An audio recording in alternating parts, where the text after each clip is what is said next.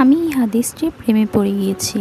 আপনি যখন নীরবে ঘরে বসে কান্না করেন, আল্লাহ তখন ফেরেশতাগণের উদ্দেশ্য করে বলেন, কোন জিনিস আমার এই বান্দার চোখে পানি আনলো?